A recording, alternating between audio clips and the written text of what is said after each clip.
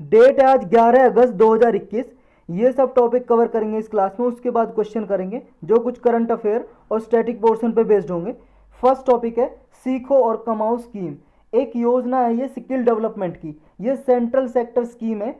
Central sector का मतलब होता है सारा पैसा इसमें सेंट्रल गवर्नमेंट खर्च करेगी और सेंट्रल गवर्नमेंट ही इंप्लीमेंट करेगी, लागू करेगी। एक होती है सेंट्रली स्पॉन्सर्ड स्कीम, जिसमें सेंट्रल और स्टेट गवर्नमेंट दोनों मिलकर पैसा लगाती हैं और दोनों ही इंप्लीमेंट करती हैं। तो ये सेंट्रल सेक्टर स्कीम है जो सेंट्रल गवर्नमेंट की है। सेंट्रल गवर्नमेंट ही सारा खर्चा करेगी इसमें। और माइनॉरिटीज़ के लिए है। माइनॉरिटीज़ का मतलब आप जानते हो अल्पसंख्यक। जैसे मान लो कोई भी हो सकता है, लैंग्वेज लैंग्वेज के बेस पे, हमारे कॉन्स्टिट्यूशन के हिसाब से लैंग्वेज के बेस पे और रिलीजन के बेस पे माइनॉरिटी को रिकॉग्नाइज किया गया है, लेकिन कोई डेफिनेशन नहीं दी है। लेकिन अक्सर ये माना जाता है जिनकी पॉपुलेशन 50% से कम है तो वो माइनॉरिटीज़ में आते हैं, अल्पसंख्यक। जो यूथ यानी कि जो नौजवान 14 से 35 साल की उम्र के बीच में है उनको ये स्किल डेवलपमेंट प्रोवाइड करेगी स्कीम के जरिए सेंट्रल गवर्नमेंट, ताकि उन्हें एम्प्लॉयमेंट मिल सके और एक अपॉर्चुनिटी उनके पास मौका हो एम्प्लॉयमेंट लेने का। तो जो भी ऐसे वर्कर्स हैं या फिर कोई स्कूल ड्रॉप आउट्स हैं जिनका स्कूल बीच में ही छूट गया, पढ़ाई पूरी नहीं कर पाए, उन्हें स्किल दी जाएगी इसमें।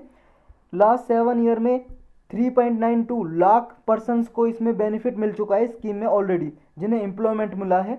इस स्कीम में 75% तक प्लेसमेंट हो चुकी है। जितने भी लोगों को इस स्कीम के अंदर स्किल प्रोवाइड की, कुछ सिखाया, स्किल में ऐसा सिखाते हैं, मान लो कंप्यूटर चलाना सिखाया, कुछ काम करना एक्सेल पे, माइक्रोसॉफ्ट एक्सेल पे या पावर पॉइंट पे काम करना सिखा दिया, या फिर कोई मान लो किसी को थोड़ा भी पढ़ना लिखना नहीं आता, उसको मान लो जैसे मेजन का काम सिखा दिया, जैसे मिस्त्री होते हैं ना जो घर बनाने के लिए, ऐसे स्किल दे दी। तो इस तरह से स्किल प्रोवाइड की जाती है इसमें। और जितनों को भी स्किल प्रोवाइड की 75% लोगों को काम दिया गया, जिनमें से 50% ऑर्गेनाइज सेक्टर में काम दिया। ऑर्गेनाइज सेक्टर आप जानते हो जिसमें कोई प्राइवेट भी हो सकता है और पब्लिक सेक्टर भी हो सकता है। ऑर्गेनाइज यानी कि गवर्नमेंट कंपनी या गवर्नमेंट डिपार्टमेंट या फिर प्राइवेट डिपार्टमेंट भी हो सकता है जो रजिस्टर हो एज ए कंपनी, जिसमें फैसिलिटी वगैरह अच्छी मिलती है। जैसे 4 दिन की सप्ते में लीव मिलेगी, मतलब महीने में लीव मिलेगी, सप्ते में एक लीव छुट्टी मिलेगी। और इनका EPF वगैरह भी कटता है, एम्प्लॉयमेंट प्रोविडेंट फंड। और अनऑर्गेनाइज जो होते हैं, जैसे मान लो घरों में कोई काम कर रहे हैं या कहीं पे काम कर रहे हैं जिनको ना तो छुट्टी मिलती है ना कोई अदर फैसिलिटीज़, जनरली वो होते हैं अनऑर्गेनाइज सेक्टर। प्रॉपर डेफिनेशन है इसकी। तो ये जो पोस्ट प्लेसमेंट सपोर्ट भी दी जाएगी इसमें 2000 पर मंथ। जैसे मान लो एक बार प्लेसमेंट हो गई, प्लेसमेंट का मतलब है नौकरी दिलाना। पहले स्किल दी, स्किल दे के किसी कंपनी में या किसी जगह पे नौकरी दिलाना। जब उनको नौकरी मिल जाएगी यानी कि प्लेसमेंट हो जाएगी, 2 महीने तक 2000 रुपये पर मंथ इसमें गवर्नमेंट प्रोवाइड करेगी उस ट्रेनिज को जिसने ये ट्रेनिंग लेके सीख के गया है जॉब करने के लिए। नेक्स्ट टॉपिक है इंडियन इंस्टीट्यूट ऑफ हेरिटेज। देखो ये इंस्टीट्यूट अभी ये वर्ल्ड क्लास इंस्टीट्यूट होगा, ये खोला जाएगा। यूनियन मिनिस्ट्री ऑफ कल्चर इसे खोल रही है इंस्टीट्यूट को। एक कॉलेज की तरह होगा ये। कहाँ पे खुलेगा? नोएडा गौतम बुद्ध नगर में ये इंस्टीट्यूट डिसाइड किया है गवर्नमेंट ने, यहाँ पे ये ओपन किया जाएगा। यूनिवर्सिटी होगी ये क्या फोकस करेगी? जो इंडिया के रिच हेरिटेज है। हेरिटेज का मतलब होता है विरासत। जैसे मान लो आपके रीति रिवाज हो गए या फिर कोई मोनूमेंट्स हो गया, विरासत, धरोहर, कोई मान लो बिल्डिंग हो गई, जैसे ताजमहल। ताजमहल एक विरासत है, हेरिटेज है। तो इसमें रिच इंटेंजिबल हेरिटेज होंगी। जो इंटेंजिबल का मतलब कोई भी कल्चर, हमारी संस्कृति, कोई मान लो मेला भी हो गया या फिर कोई ऐसी कस्टम रीति रिवाज जो चले आ रहे हैं, इनको इनमें रिसर्च करेगी, इनको कंजर्वेशन करने के लिए यूनिवर्सिटी काम करेगी और नॉलेज को डिसेमिनेट करेगी। डिसेमिनेशन का मतलब होता है स्प्रेड करना, फैलाना। नेक्स्ट क्या करेगी ये? इसमें क्या है, कोई भी जैसे मान लो कॉलेज में पढ़ते हैं और डिग्री मिलती है, इसमें भी हेरिटेज के लिए कोई भी स्टूडेंट्स मास्टर डिग्री कर सकता है, यानी कि PG, पोस्ट ग्रेजुएशन, ग्रेजुएशन के बाद होती है जो, या PhD भी कर सकता है। हिस्ट्री ऑफ आर्ट्स में भी, कंजर्वेशन, म्यूजियोलॉजी में भी, ये आर्काइवल स्टडीज़ में, आर्कियोलॉजी, ये प्रिवेंटिव कंजर्वेशन, एपिग्राफी, न्यूमिस्मेटिक्स होता है स्टडी ऑफ कॉइन, जो सिक्के होता है ना उनका अध्ययन करना। पुराने सिक्के जब से चले आ रहे हैं, गुप्ता काल, मौर्य काल, इनके सिक्के, इन पे स्टडी करना। या मैन्युस्क्रिप्टोलॉजी। मैन्युस्क्रिप्टोलॉजी का मतलब है जो हाथ से लिखी हुई, कुछ मान लो पहले पेड़ों के पत्तों पे लिख के चले गए या पत्थर पे लिख के चले गए, इनमें स्टडी वगैरह करना इनकी। तो इनमें कोई मान लो पोस्ट ग्रेजुएशन या PhD करना चाहता तो ये डिग्री प्रोवाइड करेगी, कोर्स ऑफर करेगी। ये जो इंस्टीट्यूट बनेगा यूनिवर्सिटी बनेगी। ये इंडिया में अभी पूरी कंट्री में अपनी एक स्टैंड अलोन यूनिवर्सिटी है, मतलब अपने तरह की इकलौती एक यूनिवर्सिटी होगी जो हायर एजुकेशन में भी इम्पैक्ट, पॉजिटिव इम्पैक्ट लेके आएगी। तो यही था इसमें। नेक्स्ट है इंटरनेशनल आर्मी गेम्स। देखो ये जो इंटरनेशनल आर्मी गेम्स होते हैं इसे रसिया कंडक्ट कराता है हर साल। 2021 के होने वाले हैं। अभी इंडियन आर्मी भी इस साल पार्टिसिपेट करेगी इस गेम्स में। इसमें जो रसिया की मिनिस्ट्री ऑफ डिफेंस है ये इसको ऑर्गेनाइज करती है, आयोजन करती है इसका हर साल, एनुअल इवेंट है ये। मिनिस्ट्री ऑफ डिफेंस, रक्षा मंत्रालय जो रशिया का, वो इसको इवेंट को ऑर्गेनाइज करता है। 2015 में पहला ये गेम्स हुए थे इंटरनेशनल आर्मी गेम्स, और उसके बाद से हर साल होते हैं। लगभग 30 कंट्री इसमें पार्टिसिपेट करती है और इंडिया भी इस बार करेगा। इसमें क्या होता है, जो भी अपनी स्किल्स वगैरह होती हैं उनको ये प्रूव करते हैं कि हमारे पास क्या स्किल्स है। हर एक देश से सैनिक जाते हैं और अपने स्किल्स दिखाते हैं, क्या क्या दक्षता है, कैसे लड़ना आता है।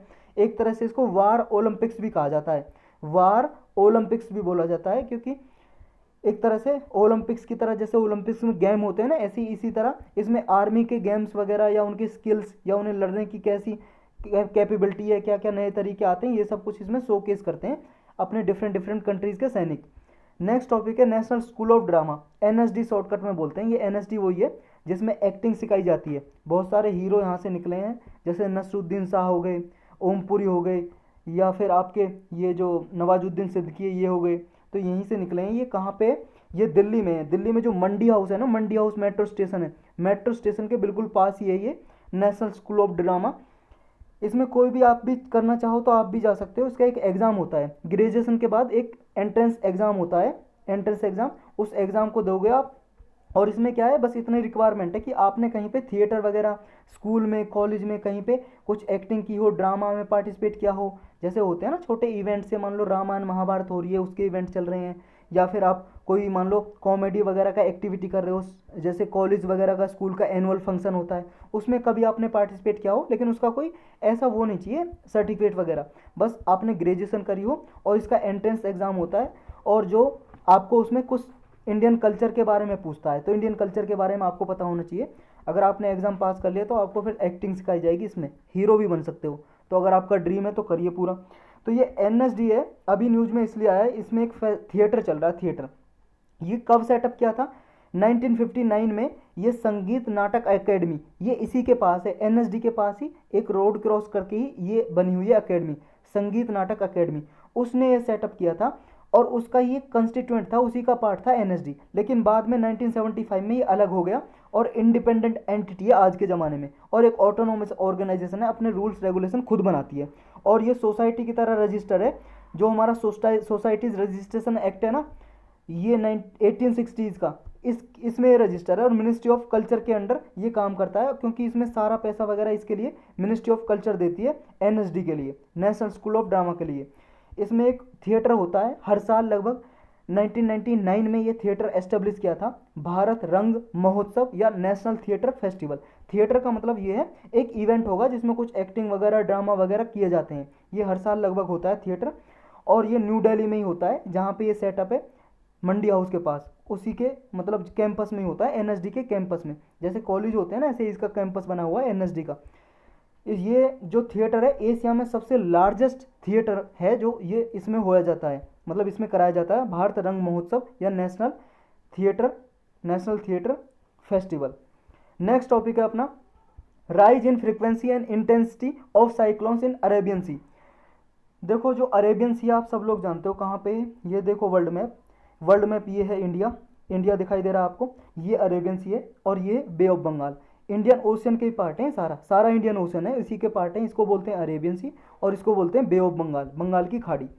तो अभी एक रिपोर्ट आई है, स्टडी, उसमें कहा गया है कि साइक्लोन की इंटेंसिटी पिछले डिकेड में, 2 डिकेड में, एक डिकेड में 10 साल होते हैं, यानी कि 20 साल में, 2 डिकेड का मतलब पिछले 20 साल में यहाँ पे साइक्लोन ज़्यादा आ रहे हैं, ज़्यादा बढ़े हैं। लेकिन जो बे ऑफ बंगाल है उसमें थोड़ा डिक्रीज हो गए हैं पहले से, लेकिन अभी भी देखो ज़्यादा साइक्लोन होते हैं। कहाँ पे आते हैं ज़्यादा साइक्लोन, ज़्यादा साइक्लोन आते हैं भाई साहब इसी में, बे ऑफ बंगाल में ही, बे ऑफ बंगाल में, और अरेबियन सी में कम आते हैं। लेकिन फ्रीक्वेंसी पहले से जितने अरेबियन सी में जितने पहले आते थे उससे ज़्यादा बढ़ गए हैं, लेकिन इसमें जितने पहले आते थे बे ऑफ बंगाल में, इसमें घट गए हैं पहले से। लेकिन अभी भी टोटल ओवरऑल देखें तो बे ऑफ बंगाल में ज़्यादा आते हैं। तो ये बात आपको याद रखनी है। इसमें 52% तक इंक्रीज देखने को मिला है अरेबियन सी में साइक्लोन जो आते थे।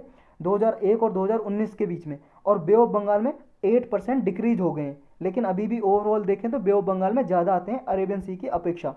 जो सीवियर साइक्लोन का नंबर है अरेबियन सी में 150% तक बढ़ गए हैं लास्ट 2 डिकेड में, पिछले 20 सालों में। कौन कौन से फैक्टर रेस्पॉन्सिबल है कि साइक्लोन ज़्यादा बढ़ गए हैं? वो ये भाई साहब ग्लोबल वार्मिंग। बस एक वर्ड आपको याद रखना है, जो भी इन पूरे वर्ल्ड पे आइस पे या कोई वेदर इवेंट पे, मौसम पे, क्लाइमेट पे इफेक्ट पड़ रहा है, वो क्या है कारण है उसका? Global warming. ये घुमा फिरा के एक वर्ड आता रहता है ग्लोबल वार्मिंग। और आप सब लोग जानते हो ग्लोबल वार्मिंग क्या होता है? अर्थ के एटमॉस्फेयर का टेम्परेचर धीरे धीरे बढ़ना, यानी कि gradual rise of temperature in atmosphere of earth is called global warming. ये कितना बढ़ गया है? 1.2 से लेके 1.4 डिग्री सेल्सियस तक ये ज़्यादा हो गया है टेम्परेचर लास्ट 4 डिकेड में, पिछले 40 सालों में अर्थ का। तो इसकी वजह से ये इंटेंसिटी यहाँ पे कन्वेक्शन बढ़ गया। कन्वेक्शन का मतलब है जो एयर है, एयर यहाँ जैसे टेम्परेचर ज़्यादा हो रहा है, मान लो यहाँ पे सन है, ये इसका एग्जांपल लो, मान लो ये वर्ल्ड में, अब देखो यहाँ पे मान लो सन ज़्यादा, यहाँ पे किरणें सन की ज़्यादा पड़ती हैं इस एरिया में, यानी कि ट्रॉपिक ऑफ कैंसर और ट्रॉपिक ऑफ कैप्रिकॉर्न के बीच में। तो इस एरिया में यहाँ पे टेम्परेचर ज़्यादा होगा तो क्या होगा? गर्म होगा पानी, पानी गर्म होगा तो यहाँ पे एयर करंट ऊपर, पानी वेपर की फॉर्म में ऊपर जाएगा, यानी कि एयर करंट ऊपर जाएगी, एयर ऊपर मूव करेगी। तो ये कन्वेक्शन है, जो ये एयर करंट का ऊपर मूव करना, राइज करना, यही कन्वेक्शन है। और ये कन्वेक्शन के इवेंट है, ज़्यादा बढ़ गए हैं, इंक्रीज हो गए हैं। इसकी वजह से रेनफॉल भी ज़्यादा हो गया है और इंटेंस साइक्लोन की इंटेंसिटी भी बढ़ गई है। जो टेम्परेचर राइज हुआ है इसकी वजह से अरेबियन सी पे भी एनर्जी ज़्यादा यहाँ पे आ रही है, और एनर्जी की वजह से साइक्लोन ज़्यादा बन रहे हैं इसमें। तो यही है इसमें। और एक चीज़ और है, बे ऑफ बंगाल में जो साइक्लोन ओखी आया था ना, एक साइक्लोन ओखी, तो ये इंटेंसिटी बढ़ने के कारण साइक्लोन ओखी बे ऑफ बंगाल से मूव करके अरेबियन सी में चला गया था, अरेबियन सी में। अब कंसर्न क्या है, प्रॉब्लम क्या है? इंटेंसिटी बढ़ रही है तो ज़्यादा, देखो इंटेंसिटी ज़्यादा बढ़ रही है, जो वेस्ट कोस्ट है हमारे इंडिया का, उस पर ज़्यादा डिजास्टर देखने को मिल सकते हैं, क्योंकि साइक्लोन को हिंदी में बोलते हैं चक्रवात। और साइक्लोन ज़्यादा आएंगे तो भाई साहब बारिश बहुत ज़्यादा होगी, तूफान आएगा, उसकी वजह से डिजास्टर आपदा आ सकती है हमारे वेस्ट कोस्ट ऑफ इंडिया में। वेस्ट कोस्ट आप सब लोग जानते हैं, ये वाला वेस्ट कोस्ट है, यहाँ पे साइक्लोन की इंटेंसिटी की वजह से डिजास्टर देखने को मिल सकता है। साइक्लोन क्या होता है ये तो आप जानते होंगे, नहीं जानते हो तो ज्योग्राफी की प्लेलिस्ट में जाओ और साइक्लोन्स के बारे में एक लेक्चर बना हुआ होगा, पूरा देखना अच्छे से, कोई भी डाउट नहीं रहेगा। कोई भी क्वेश्चन इसके रिगार्डिंग आता है तो आप छोड़ोगे नहीं, और हर एक एग्जाम में साइक्लोन के रिगार्डिंग कुछ ना कुछ पूछा जाता है। वो लेक्चर देख लिया तो आपके 1 से 2 क्वेश्चन पक्के। नेक्स्ट टॉपिक है अपना India's 5 point agenda to enhance maritime cooperation. देखो अभी आप सबको पता है कि अगस्त महीने के लिए इंडिया ने कमांड संभाली है किसकी? यूनाइटेड नेशन सिक्योरिटी काउंसिल का। क्या बना है भाई साहब? ये इसकी कमांड संभाली है, ये इसको प्रिसाइड करेगा, मतलब एक तरह से इसकी मीटिंग का अध्यक्ष रहेगा 1 महीने के लिए। इसका प्रेसिडेंट रहेगा यूएनएससी का इंडिया, और इंडिया की तरफ से कौन रिप्रेजेंट करेंगे? प्राइम मिनिस्टर ऑफ इंडिया, प्रधानमंत्री जी। तो अभी इसकी मीटिंग हुई, प्रधानमंत्री ने प्रिसाइड की इसकी मीटिंग। तो ये मीटिंग में नरेंद्र मोदी जी ने यूनाइटेड नेशन सिक्योरिटी काउंसिल की मीटिंग को जब प्रिसाइड किया तो इसमें बोला कि मेरी टाइम सिक्योरिटी के लिए कुछ हमें मेजर्स लेने की ज़रूरत है। मेरी टाइम जहाँ पे वर्ड आ जाए समझ लो समुद्र की बात हो रही है, ओशियन की सिक्योरिटी के लिए कुछ कदम उठाने चाहिए। तो ये इंडिया ने कुछ एजेंडा अपनी तरफ से प्रेजेंट किए मेरी टाइम सिक्योरिटी के लिए। करंट चैलेंज क्या है मेरी टाइम डोमेन के लिए? देखो करंट जो चैलेंज है, एक तो ये है जो सी रूट्स हैं, ये लाइफ लाइन है इंटरनेशनल ट्रेड के लिए। यानी कि भाई साहब जो ये सी रूट है, यहाँ से ट्रेड होती है शिप के जरिए, पानी के जहाज़ के जरिए, तो इंटरनेशनल ट्रेड के लिए तो ये लाइफ लाइन ही हो गई। लेकिन सी रूट पे क्या है, ये मिस यूज किए जा रहे हैं। यहाँ पे पायरेसी होती है, टेररिज्म एक्टिविटी होती है, आतंकवादी गतिविधियाँ होती हैं, यहाँ पे लूटमार होती है।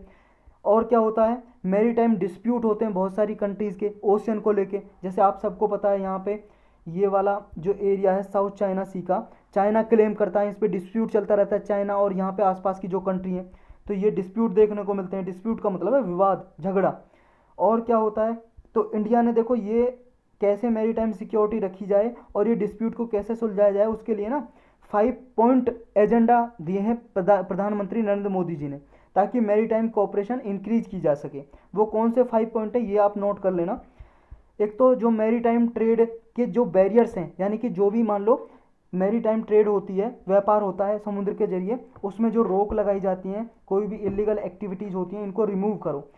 और मैरीटाइम डिस्प्यूट को सुलझाने के लिए एक रिजोल्यूशन लेके आओ कि इंटरनेशनल लॉ होना चाहिए कि इंटरनेशनल लॉ के हिसाब से मैरीटाइम डिस्प्यूट को सुलझाया जाए, कोई भी झगड़ा हो आपसी पीसफुली उसे सुलझाया जाए। जो भी मान लो नेचुरल डिजास्टर आए यहाँ पे, या कोई नॉन स्टेट एक्टर हैं, उनके थ्रेट से लड़ने के लिए एक एजेंडा होना चाहिए। नेचुरल डिजास्टर आप जानते हो क्या होता है, प्राकृतिक आपदा, जैसे साइक्लोन आ गया यहाँ पे, उसकी वजह से नुकसान हो गया आसपास की कंट्रीज़ को, या फिर कोई अर्थक्वेक आ गया, वोल्केनो आ गया, या फिर जो नॉन स्टेट एक्टर का मतलब है, स्टेट एक्टर तो वो होते हैं जिन्हें मान लो कोई कंट्री सहायता देता है और तब कहीं पे कोई मान लो गतिविधि कराता है, जैसे मान लो पाकिस्तान बहुत सारे आतंकवादियों को सहायता करता है और बम वगैरह फोड़ने को कहीं पे बोलता है, तो वो स्टेट एक्टर हो गए, स्टेट उनको सहायता दे रहा है, मतलब कोई कंट्री सहायता दे रहा है। नॉन स्टेट एक्टर वो हो गए जिनको कोई कंट्री सहायता नहीं देता। तो ऐसे जो ऑर्गेनाइजेशन है या कोई लोग हैं, उनको से लड़ने के लिए एक एजेंडा होना चाहिए। जो मैरीन रिसोर्सेज हैं उनके कंजर्वेशन के लिए कदम उठाना चाहिए। और जो यहाँ पे मैरीटाइम कनेक्टिविटी है, इसके लिए क्या है, इसको प्रमोट करना चाहिए ताकि ट्रेड आसानी से हो सके। अब इंडिया ने क्या क्या इफर्ट किए हैं मैरीटाइम कोऑपरेशन को इन्हेंस करने के लिए। मैरीटाइम कोऑपरेशन के इन्हेंस करने के लिए इंडिया ने ये देखो, एक तो सागर, ये एक डॉक्ट्रिन दिया है, एक तरह से सिद्धांत। सागर का मतलब है security and growth for all in the region. जो ये वाला इंडियन ओशन वाला रीजन है, इसमें सिक्योरिटी रहे, सबकी ग्रोथ हो, इसके लिए सागर एक तरह से इनिशिएटिव चलाया इंडियन गवर्नमेंट ने। नेक्स्ट है, इंडियन नेवी क्या है, पेट्रोलिंग करती रहती है 2008 से इंडियन ओशन रीजन में पायरेसी को काउंटर करने के लिए। मान लो पायरेसी का मतलब है कोई घुसपैठिया आ जाए तो उसको काउंटर करने के लिए यहाँ पे ये करती रहती है पेट्रोलिंग। पेट्रोलिंग का मतलब है गश्त करना, एक तरह से सर्विलेंस करना, निगरानी करना। एक white spring information fusion centre बनाया हुआ है, और जो हाइड्रोग्राफिक सर्वे की हुई है ये सपोर्ट करती है मैरीटाइम सिक्योरिटी के लिए। हाइड्रोग्राफिक सर्वे का मतलब है कि हाइड्रो जहाँ पे वर्ड आ जाए, मतलब पानी की बात हो रही है, कि हाइड्रोग्राफी का मतलब है जो ये एरिया है कहाँ पे, मतलब कहाँ पे स्टेट है, कहाँ पे ये लेक है, कहाँ पे कौन सा रीजन है, ये सब पानी में सर्वे करना, कहाँ पे कौन से मिनरल पाए जाते हैं, खनिज पदार्थ। एक इंडिया ने डीप ओशन मिशन भी चलाया हुआ है जिसके रिगार्डिंग हम 2 से 3 बार डिस्कस कर चुके हैं। तो ये मैरीटाइम सिक्योरिटी के लिए ये इतने सारे स्टेप लिए हुए हैं इंडिया ने। नेक्स्ट टॉपिक है अपना national mission on edible oil and oil palm. देखो एक मिशन है जो अभी अनाउंस किया है नरेंद्र मोदी जी ने। ये नेशनल इनिशिएटिव होगा, पाइम ऑयल है ना, जो पाइम ऑयल, पाम ऑयल होता है, एक तेल होता है जो खाने के लिए भी यूज होता है, ताड़ का तेल बोलते हैं शायद हिंदी में। इसकी जो क्या है प्रोडक्शन बहुत ही कम होती है इंडिया में, तो इसका प्रोडक्शन इंक्रीज करने के लिए 11,000 करोड़ की इन्वेस्टमेंट होगी इसमें। देखो ये होता है पाम का ट्री, तो ये जो होते हैं इनमें से तेल निकाला जाता है ऑयल, और ये यूज होता है खाने के, मतलब एडिबल ऑयल की तरह भी, खाने के लिए भी, और भी बहुत सारे प्रोडक्ट बनाए जाते हैं इस पाम ऑयल से। तो इसका टारगेट क्या है, स्कीम का ऑब्जेक्टिव क्या है, यानी कि लक्ष्य, इसका लक्ष्य यही है कि सेल्फ रिलायंस एडिबल ऑयल में। अभी क्या है, हम इंपोर्ट पे डिपेंड करते हैं, इंपोर्ट बहुत ज़्यादा करते हैं जितना हमें पाम ऑयल चाहिए। और देखो पाम ऑयल है ना, इसके regarding edible oil, vegetable oil, ये यूपीएससी प्रीलिम में कई बार क्वेश्चन पूछ चुका। आप पिछले 5 साल के क्वेश्चन पेपर उठा के देखोगे तो आपको मिल जाएगा किसी ना किसी क्वेश्चन में। नेक्स्ट इसका टारगेट ये है कि जो एडिबल ऑयल के प्राइसेज हैं जो बहुत ज़्यादा इंक्रीज हो रहे हैं, तो वो भी डिक्रीज होंगे अगर पाम ऑयल ज़्यादा हम प्रोडक्शन करेंगे और इंपोर्ट कम करेंगे, क्योंकि पाम ऑयल बहुत ज़्यादा एक्सपेंसिव है, बहुत ज़्यादा कीमत है इसकी, इंपोर्ट करने में हमारे डॉलर बहुत ज़्यादा खर्च होते हैं। ये टारगेट रखा गया कि हम कम से कम 3 गुना ज़्यादा, 3 टाइम्स पाम ऑयल प्रोडक्शन करेंगे डोमेस्टिकली, मतलब अपने देश में ही 11 लाख मिलियन टन तक हम प्रोडक्शन करेंगे 2025-26 तक। इस स्कीम के और फीचर क्या हैं, विशेषताएं क्या हैं स्कीम की और फीचर, देखो स्पेशल एम्फेसिस दिया गया है कि नॉर्थ ईस्ट का जो हमारा इलाका है, नॉर्थ ईस्ट ये वाले की एरिया की बात हो रही है इंडिया के, नॉर्थ ईस्ट वाला इलाका है, एरिया है, उसमें क्या है प्रोडक्शन किया जाएगा, और अंडमान निकोबार में, क्योंकि यहाँ पे पाम ऑयल ये ट्री लगाने के लिए बहुत ज़्यादा कंडीसिव वेदर कंडीशन है, मतलब यहाँ पे जो मौसम है बहुत अच्छा है, यहाँ पे सॉइल भी अच्छी है इस ताड़ के तेल के वाले ट्री को उगाने के लिए। नेक्स्ट स्कीम में ये है जो फार्मर है उनको भी फाइनेंशियल असिस्टेंस प्रोवाइड की जाएगी, जो भी किसान मान लो इसे उगाना चाहेंगे उन्हें वित्तीय सहायता दी जाएगी। इसके बेनिफिट और सिग्निफिकेंस क्या है, क्या इंपॉर्टेंस है, क्या फ़ायदे हैं इसके। एक तो यही है कि पाम ऑयल की जो डिपेंडेंसी है हमारी इंपोर्ट पे वो रिड्यूस होगी, घटेगी, और फार्मर को भी क्या है सहायता मिलेगी और उनको भी लाइवलीहुड इंक्रीज होगी। मार्केट में वो अपना पाम ऑयल बेचेंगे तो उन्हें इनकम जनरेट होगी उनके लिए। अभी नीड क्या है स्कीम की, नीड इसलिए है भाई साहब क्योंकि वेजिटेबल ऑयल है, इंडिया लार्जेस्ट कंज्यूमर है पूरे वर्ल्ड में।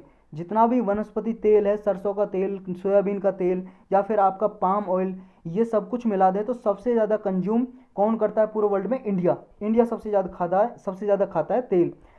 और पाम ऑयल जो इंपोर्ट करता है ऑलमोस्ट 60%, जितना भी टोटल वेजिटेबल ऑयल हम इंपोर्ट करते हैं उसका 60% तो पाम ऑयल इंडिया इंपोर्ट करता है, बाहर की कंट्री से परचेज करता है। 2016-17 का डेटा देखें तो डोमेस्टिक प्रोडक्शन जो था 9.3 मिलियन टन था और हमने 98.97% इंपोर्ट किया था, यानी कि हम अपनी कंट्री में केवल और केवल 1.027% पाम ऑयल जनरेट करते हैं, यानी कि पैदा करते हैं, प्रोड्यूस करते हैं। हम ज़्यादा किससे इंपोर्ट करते हैं, मलेशिया और इंडोनेशिया से ये पाम ऑयल ये परचेज करते हैं, इंपोर्ट करते हैं। अभी इंडिया 94.1% जो पाम ऑयल है वो फूड प्रोडक्ट के लिए यूज करता है, एडिबल ऑयल की तरह यूज करता है। पाम ऑयल जो है एक वेजिटेबल ऑयल है, जो वर्ल्ड में सबसे ज़्यादा कंज्यूम किया जाने वाला तेल भी पाम ऑयल है पूरे वर्ल्ड में। और इससे क्या है एडिबल ऑयल की तरह, यानी कि खाने के लिए तो यूज होता ही है, साथ साथ इससे डिटर्जेंट भी बनाए जा सकते हैं। डिटर्जेंट जो कपड़े धोने के काम आते हैं ना, डिटर्जेंट जैसे सर्फ एक्सल वाला पाउडर लेके आते हो आप कपड़े धोने के लिए, या प्लास्टिक वगैरह भी बनाई जा सकती है, कॉस्मेटिक भी बनाए जा सकते हैं, क्रीम वगैरह या कोई और बालों में तेल लगाने के लिए वो भी बनाया जा सकता है, या फिर बायोफ्यूल भी बनाया जा सकता है इससे, जो कार व्हीकल्स में यूज हो सकता है चलाने के लिए। नेक्स्ट क्या है कि जो टॉप कंज्यूमर है पूरे वर्ल्ड में इस कॉमोडिटी के, इंडिया है, चाइना है और यूरोपियन यूनियन, ये टॉप 3 हैं पूरे वर्ल्ड में। तो यही था इसके बारे में। नेक्स्ट है नासा परसिवियरेंस रोवर। नासा का एक परसिवियरेंस रोवर भेजा था नासा ने, अभी इसलिए न्यूज़ में आया कि इसका जो फर्स्ट अटैम्प्ट था वो फेल हो गया। फर्स्ट अटैम्प्ट ये यूपीएससी का नहीं है, मतलब कि इसने क्या है ये भेजा था मार्स रोवर नासा ने। नासा आप सब लोग जानते हो, नेशनल एरोनॉटिक स्पेस एडमिनिस्ट्रेशन, एक एजेंसी है यूएसए की, जैसे हमारे इंडिया की इसरो है ना स्पेस एजेंसी जो सैटेलाइट वगैरह भेजती है, ऐसे नासा यूएसए की है। इसने एक रोवर भेजा था, रोवर का मतलब है घूमने वाला कोई इंस्ट्रूमेंट है, रोबोट टाइप, पहिए लगे हों उसमें। तो ये मार्स पे भेजा था, मंगल ग्रह जो मार्स पे, मार्स में एक क्रेटर बना हुआ है जिजेरो क्रेटर। क्रेटर का मतलब है एक झील टाइप की बनी हुई है, ऐसी कुछ झील टाइप की, तो जजेरो नाम रख दिया है उसका। मार्स पे जजेरो क्रेटर के पास भेजा था। इसे क्या है रॉक सैंपल वापस अर्थ पे लेके आने थे। रॉक सैंपल मतलब चट्टानों से कुछ धूल मिट्टी कंकड़ पत्थर उठाएगा और वापस अर्थ पे लेके आने थे, उनकी स्टडी करते साइंटिस्ट, लेकिन फर्स्ट अटेम्प्ट में फेल हो गए, कलेक्ट नहीं कर पाया। ये है भाई साहब देख लो, ये यहाँ पे इंस्ट्रूमेंट लगा हुआ है, रोवर है, पहिए लगे हुए हैं, ये भेजा था मार्स पे। और ये भाई साहब ये देखो ये खोदेगा इस तरह से और ये लेके आएगा कुछ कलेक्ट लेके आएगा यहाँ से, देखो खोदने के बाद रॉक सैंपल लेके आएगा ये। इसमें देखो कैमरा वगैरह लगे हुए हैं, ये देख रहे हैं यहाँ से इन अर्थ पे बैठे हुए। 2020 में लॉन्च किया था, जो लॉन्च व्हीकल रॉकेट से लॉन्च किया था उसका नाम है अलायंस एटलस 5, यूनाइटेड नेशन का ये। इसके सिग्निफिकेंस क्या है, इसमें एक इंस्ट्रूमेंट लगा हुआ है मॉक्सी नाम का, मार्स ऑक्सीजन इसरू एक्सपेरिमेंट। ये क्या काम करता है, जो मार्स पे कार्बन डाइऑक्साइड है ना CO2, उसको कन्वर्ट करता है ऑक्सीजन में, ताकि जो भी मान लो फ्यूचर में मान लो ह्यूमन भेजना चाहे मार्स पे तो वो ऑक्सीजन उसके लिए वहाँ पे प्रोड्यूस की जा सके, यहाँ से ऑक्सीजन का सिलेंडर ना लेके जाना पड़े। ये देखो भाई साहब इंजेनिटी एक नाम का ये हेलीकॉप्टर भी लेके गया है, इंजेनिटी नाम का हेलीकॉप्टर भी लेके गया है, वो इस टाइप का कुछ देखो, ये हेलीकॉप्टर है, इसके ये देखो घूम रहे हैं पंखे और इस पर लगी हुई सोलर पैनल, क्योंकि एनर्जी तो इससे सूरज से ही मिल रही है ना। ये सोलर एनर्जी को इलेक्ट्रिकल एनर्जी में कन्वर्ट कर रहा है, मतलब हीट को इलेक्ट्रिकल एनर्जी में कन्वर्ट कर रहा है ये।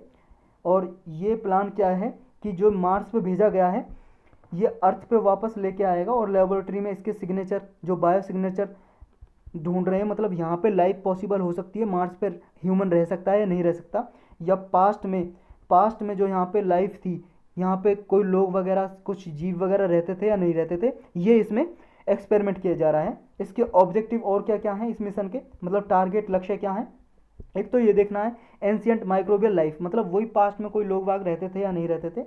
और मार्शियन जो रॉक है, यानी कि मार्स ग्रह की, मंगल ग्रह की जो चट्टाने हैं, यहाँ पे पत्थर है, उनका सैंपल वापस अर्थ पे लेके आना इसका टारगेट है। और हेलीकॉप्टर जो यहाँ पे है वो भी एक्सपेरिमेंट कर रहा है यहाँ पे, एक ये है कि जो इसका क्लाइमेट है और मार्स की जियोलॉजी है, मतलब कैसा रॉक सिस्टम है यहाँ पे, कब बना था, कितने टाइम पहले बना था, ये सब स्टडी करना, अध्ययन करना इसका टारगेट है। और जो फ्यूचर मार्स मिशन के लिए टेक्नोलॉजी को भी डिमोन्स्ट्रेट करना है, प्रदर्शित करना है कि फ्यूचर पे कोई मिशन भेजें तो उसके लिए भी सहायता मिलेगी इस मिशन से। अब जो ये नियर टर्म इंटरेस्ट मार्स में ही क्यों है, यानी कि मार्स पे भेजने का रीज़न क्या है, मार्स पे ये भेजा था, एक मार्स पे इसलिए भेजा था, देखो अर्थ के लगभग करीब है ये, वैसे तो अर्थ के सबसे पास वीनस ग्रह है, उसके बाद मार्स आता है, फिर मरकरी, फिर जुपिटर। तो मार्स ये हमारा सोलर सिस्टम आपको दिखाई दे रहा है, ये जितना भी आपको पूरे आसमान में देखोगे पूरा ब्रह्मांड दिखाई देता है आपको, यूनिवर्स में बहुत सारी गैलेक्सीज हैं।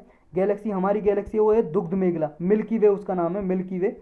उसका मिल्की वे में हर एक गैलेक्सी में एक सोलर सिस्टम होता है, हमारी मिल्की वे में भी सोलर सिस्टम है जिसका नाम है ये सोलर सिस्टम, जिसमें एक सन है, स्टार, ये सूरज है, इसके चारों ओर 8 ग्रह घूम रहे हैं, कुछ छोटे ग्रह, और ये एस्टेरॉइड बेल्ट घूम रही है मार्स और जुपिटर के बीच में। तो ये मार्स पे भेजा है, ये मार्स पे भेजा है इसलिए भेजा है, लगभग यहाँ पे 200 मिलियन किलोमीटर दूर है ये मार्स, लगभग थोड़ा नज़दीक है। यहाँ पे ये देखा जा रहा है कि लॉन्गर ड्यूरेशन के लिए ह्यूमन इस प्लानट पर रह सकता है या नहीं रह सकता, और इसका एटमॉस्फेयर और यहाँ पे जो फ्लोइंग वाटर पहले हुआ करता था ऐसा अनुमान लगाया जा रहा है, यहाँ पे वाटर था, पानी पहले, और यहाँ का एटमॉस्फेयर कैसा है अभी, ये लाइफ सपोर्ट कर सकता है, यहाँ पे जीवन संभव हो सकता है या नहीं, इसलिए इसको मतलब ये इसमें ऑब्जेक्टिव रहता है इसका। और कॉमर्शियल ट्रैवल के लिए भी इम्प्लीकेशन होंगे इसके, मतलब आगे मान लो कोई कंपनी वगैरह या किसी और काम के लिए यहाँ पे कोई एक्सपेरिमेंट करना चाहे, भेजना चाहे, उसके लिए भी सहायता मिलेगी परसेवरेंस रोवर से। तो यही था इसके बारे में। नेक्स्ट टॉपिक है फ्यूजिटिव इकोनॉमिक ऑफेंडर, बहुत बार पढ़ चुके हैं हम इसे इकोनॉमी के प्लेलिस्ट में, इसके लिए स्पेशल लेक्चर भी बना हुआ है, डिटेल में देखना है तो आपको वहाँ पे जाइएगा। हम सिर्फ ब्रीफ में शॉर्टकट में डिस्कस करेंगे फ्यूजिटिव इकोनॉमिक ऑफेंडर होते क्या हैं। भगोड़ा बोलते हैं हिंदी में, भगोड़ा, फ्यूजिटिव का मतलब होता है भगोड़ा, इकोनॉमिक ऑफेंडर का मतलब अपराध करने वाला जिसने क्राइम किया है, और इकोनॉमिक का मतलब इकोनॉमिक आर्थिक अपराध क्या है, आर्थिक अपराध करके यानी कि बैंक से पैसा लेके नहीं भरा हुआ और दूसरे देश में भाग गया, तो ये भगोड़ा है फ्यूजिटिव इकोनॉमिक ऑफेंडर। अभी न्यूज़ में इसलिए आया, नीरव मोदी एक उस पर केस चल रहा है, वो इकोनॉमिक ऑफेंडर है, तो उसकी वजह से ये न्यूज़ में आया। इकोनॉमिक ऑफेंडर यानी कि फ्यूजिटिव इकोनॉमिक ऑफेंडर होते क्या हैं, ये डेफिनेशन है उसकी।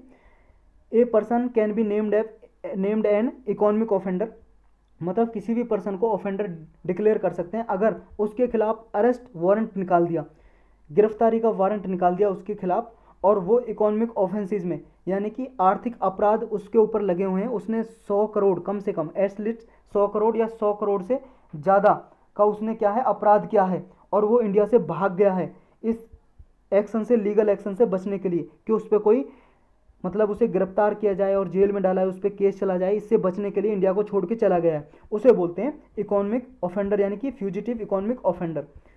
देखो छोड़ के भाग गया तब बोलेंगे फ्यूजिटिव इकोनॉमिक ऑफेंडर, अगर यहीं पे है तो इकोनॉमिक ऑफेंडर बोलेंगे, भागा नहीं है तो।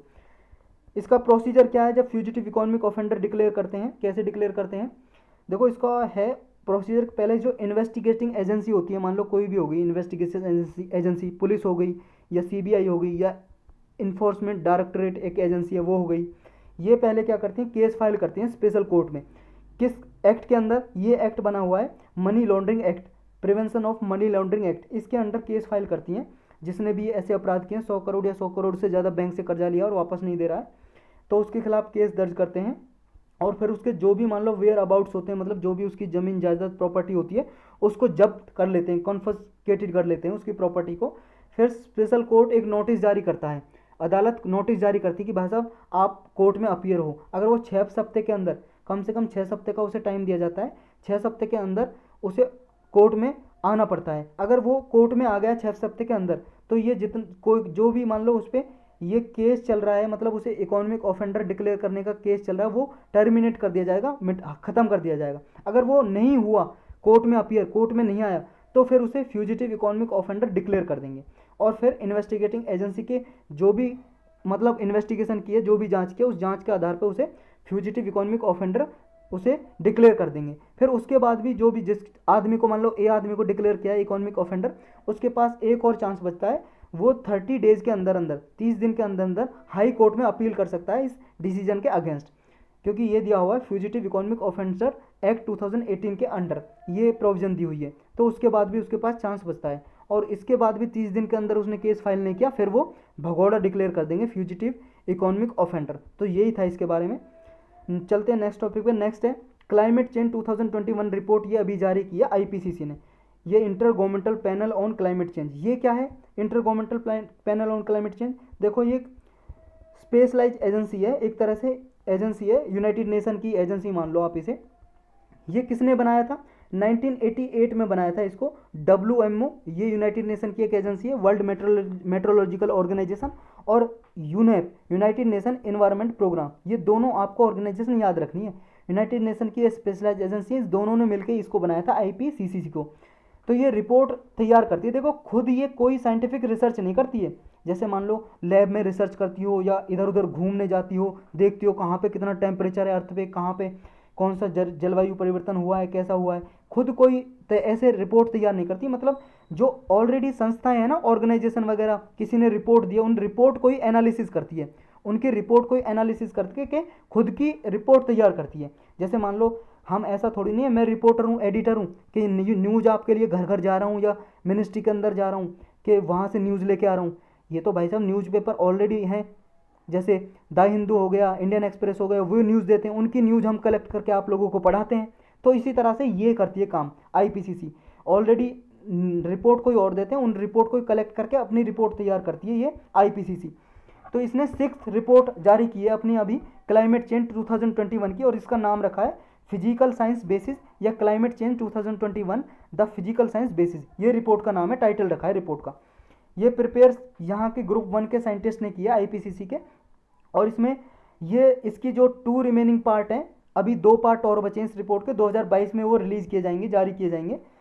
इसने ये बोला है रिपोर्ट में कि 2050 तक अगर नेट जीरो हमें रखना है टारगेट, मतलब अगर 2050 तक नेट जीरो का ग्लोबल टारगेट है वो रखा आपने, तो ही क्या है टेम्परेचर 1.5 डिग्री सेल्सियस तक रखा जा सकता है। यानी कि ये है नेट जीरो। तो आप सब लोग जानते हो, अलग से लेक्चर भी बनाया हुआ है इसके लिए, बहुत इंपॉर्टेंट टॉपिक है प्रीलिम्स मेंस के लिए। अगर नहीं देखा तो एनवायरनमेंट की प्लेलिस्ट में जाके आप देख सकते हो।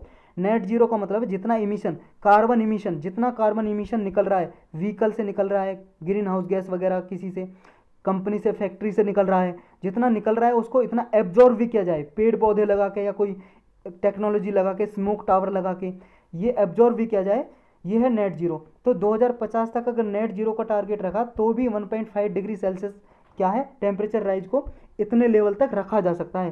तो नेट जीरो 2050 तक कंट्रीज़ को हासिल करना है।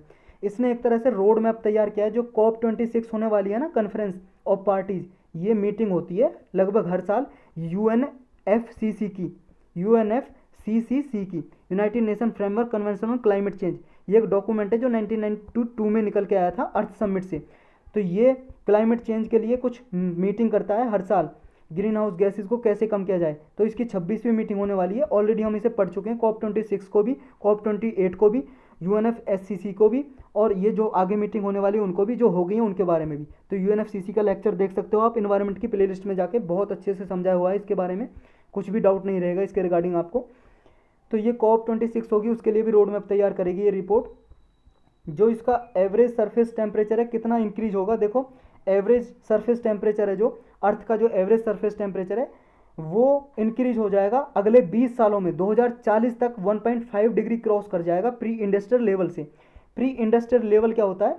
जैसे मान लो जब फर्स्ट इंडस्ट्रियल रिवॉल्यूशन आई थी, मतलब 1750 के बाद जब इंग्लैंड ने बहुत सारी फैक्ट्री लगाई, मॉडर्न फैक्ट्री कंपनी लगाई, और उनमें ज़्यादा से ज़्यादा प्रोडक्शन किया, उनसे धुआं निकला, पॉल्यूशन निकला, कार्बन इमिशन निकला, उसकी वजह से अर्थ का टेम्परेचर इंक्रीज हो गया, यानी कि ग्लोबल वार्मिंग हो गई, और लगभग 1.5 डिग्री सेल्सियस तक इंक्रीज हो गया। तो ये कह रहा है अभी भी 2040 तक यही हाल चलता रहा तो 1.5 डिग्री क्रॉस कर जाएगा, इससे ज़्यादा टेम्परेचर इंक्रीज हो जाएगा 2040 तक आते आते। और जो मिडल सेंचुरी आएगी यहाँ तक आते आते 2 डिग्री सेल्सियस तक ज़्यादा इंक्रीज हो जाएगा। 2018 में आईपीसीसी ने कहा अपनी स्पेशल रिपोर्ट ग्लोबल वार्मिंग क्या है, 1.5 डिग्री सेल्सियस तक एस्टिमेट लगाया था कि अभी भी 2/5 पॉपुलेशन है जो ग्लोबल की, मतलब जितनी भी पूरे वर्ल्ड में जनसंख्या है, पॉपुलेशन है, उसका 2/5 निकालें, 2/5 इतनी पॉपुलेशन तो अभी भी उन एरियाज में रह रही है जहाँ पे ग्लोबल वार्मिंग 1.5 डिग्री सेल्सियस से, जहाँ टेम्परेचर ज़्यादा है ऑलरेडी प्री इंडस्ट्रियल लेवल से, मतलब ऑलरेडी बढ़ चुका है उन एरियाज़ में। नेक्स्ट है कि लास्ट डिकेड में, जो लास्ट डिकेड रहा है मतलब पिछले 10 साल जो देखे गए हैं, वो पिछले 1.25 साल में, मतलब 1.25 ये है 1.25, 1,25,000 ईयर्स में देखें, पिछले 1.25 सालों में सबसे ज़्यादा गर्म रहे हैं, हॉटर रहे हैं पिछले 10 साल, लास्ट डिकेड।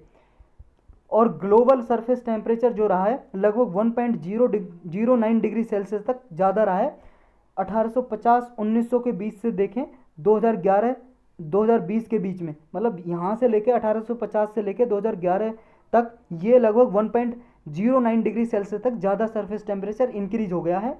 और फर्स्ट टाइम ये है कि आईपीसीसी ने कहा है कि 1.5 डिग्री सेल्सियस वार्मिंग क्या है, ये इनएविटेबल है। इनएविटेबल का मतलब है कंपलसरी, एक तरह से अनिवार्य है कि ये बढ़ेगी बढ़ेगी अगर आपने नेट जीरो का टारगेट नहीं रखा और इसको हासिल नहीं किया और ग्लोबल वार्मिंग को रोकने के लिए ग्रीन हाउस गैसेज को कम नहीं किया तो ये कुछ इस रिपोर्ट में कहा है आईपीसीसी की रिपोर्ट में। तो यही टॉपिक थे आज के, हम क्वेश्चन करेंगे इस पे बेस्ड। क्वेश्चन आज के हैं, फर्स्ट टॉपिक है आपको बताना यूनाइटेड नेशन पीस कीपिंग है, जो पीस कीपिंग का मतलब पीस कीपर, जो यूनाइटेड नेशन की फोर्स होती है, खुद की फोर्स तो होती नहीं है, कंट्रीज पार्टिसिपेट करती हैं, जो भी मेंबर होते हैं इसमें अपने अपने सैनिक भेजते हैं। आपको बताना है कौन सी स्टेटमेंट करेक्ट है। जो फाइनेंशियल रिसोर्सेज हैं यूनाइटेड नेशन के, ये यूनाइटेड नेशन के मेंबर ही देते हैं कलेक्टिवली, मतलब जो भी सेना का खर्चा आता है जो भी मेंबर है यूनाइटेड नेशन के वो देते हैं खर्चा। नेक्स्ट कह रहा है यूएन चार्टर के हिसाब से यूनाइटेड नेशन के जो कानून है, लॉ हैं, रूल्स रेगुलेशन, उनके हिसाब से ये लीगली ऑब्लिगेटेड है, मतलब लीगली एक तरह से बाध्यकारी है कि जो भी मान लो रेस्पेक्टिव शेयर देंगे, कोई भी मेंबर स्टेट है वो अपना पीस कीपिंग फोर्स के लिए अपना कुछ सैनिक देंगे ही देंगे, और कितने देंगे वो खुद कंट्री डिसाइड करेगा।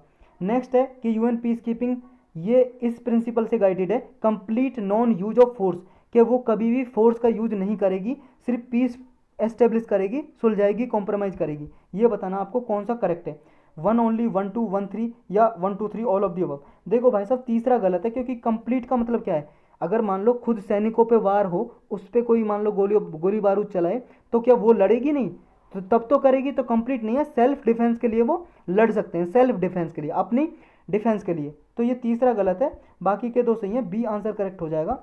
नेक्स्ट आपको बताना है ये प्रायोस्ट्रिया, लाल जी एक ट्री है, पेड़ है, ये कहाँ पे मिलता है, कॉफी फैमिली का एक ट्री है, कहाँ पे ये डिस्कवर किया गया था ये बताना है। वेस्टर्न घाट, ईस्टर्न घाट, असम या अंडमान, ये अंडमान आइलैंड में डिस्कवर किया गया था, डी आंसर करेक्ट हो जाएगा। नेक्स्ट आपको बताना नियर फील्ड कम्युनिकेशन टेक्नोलॉजी है, किस किस के लिए ये यूज हो सकती है, इसके एप्लीकेशन कहाँ पे है। एप्लीकेशन का मतलब है यूज, इसके यूज कहाँ कहाँ पे हो सकते हैं। ये बगेज आइडेंटिफिकेशन, एयरपोर्ट में जो सामान रखा होता है उसको आइडेंटिफाई करने के लिए इसको यूज किया जा सकता है क्या, नियर फील्ड कम्युनिकेशन टेक्नोलॉजी को। कॉन्टैक्टलेस कार्ड पेमेंट, बिना कॉन्टैक्ट किए कार्ड से पेमेंट जो करते हो ना आप एटीएम वगैरह से, उसके लिए यूज हो सकता है क्या।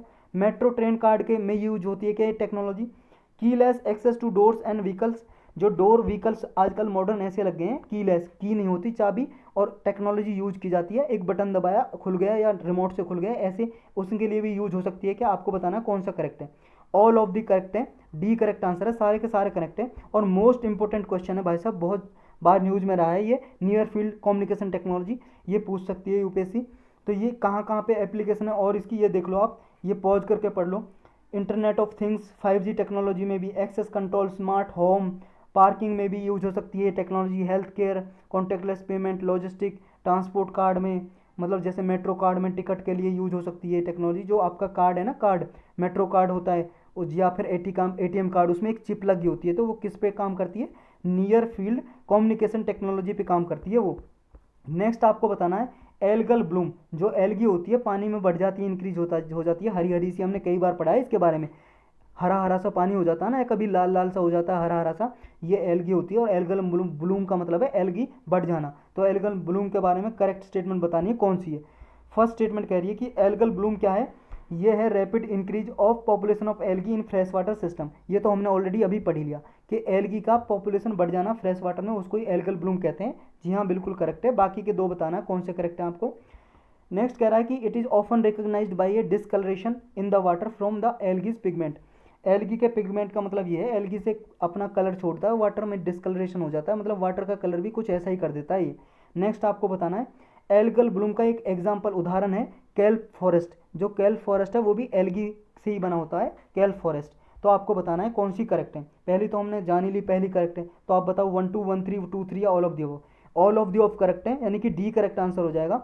नेक्स्ट आपको बताना है हिमालयन रेंज, जो हिमालयन रेंज है यानी कि हिमालय की पहाड़ियाँ हैं, उनमें जो स्पीसीज़ की डाइवर्सिटी बहुत ज़्यादा रिच है, यानी कि वहाँ पे स्पीसीज़ डिफरेंट डिफरेंट तरीके के पाए जाते हैं, पेड़ पौधे, जंगली जानवर। तो इसका रीज़न क्या है, यहाँ पे जो डाइवर्सिटीज़ है क्या रीज़न है उसका, यहाँ पे रेनफॉल बारिश ज़्यादा होती है इसकी वजह से यहाँ पे ज़्यादा जंगली जानवर पेड़ पौधे ज़्यादा हैं, या फिर ह्यूमन इंटरफेरेंस यहाँ पे कम है, मतलब ज़्यादा कम आदमी लोग रहते हैं, जो एग्जोटिक इन्वेसिव स्पीसीज़ कम है यहाँ पे, या फिर यहाँ पे डिफरेंट बायोजियोग्राफिकल जोन्स का कन्फ्लुएंस होता है, मतलब डिफरेंट डिफरेंट बायोजियोग्राफिकल जोन है जहाँ पे डिफरेंट डिफरेंट तरीके के पेड़ पौधे मिलते हैं, यहाँ पे कन्फ्लुएंस करते हैं, इसकी वजह से डाइवर्सिटी ज़्यादा है। क्या करेक्ट आंसर है भाई साहब डी, क्योंकि यहाँ पे क्या है, जैसे मान लो एल्टीट्यूड है, ये हिमालयन माउंटेन है ऊंची, यहाँ जाओगे 1 किलोमीटर तक और तरीके के पेड़ पौधे मिलेंगे, उससे थोड़ा ऊपर और तरीके के पेड़ पौधे जंगली जानवर मिलेंगे।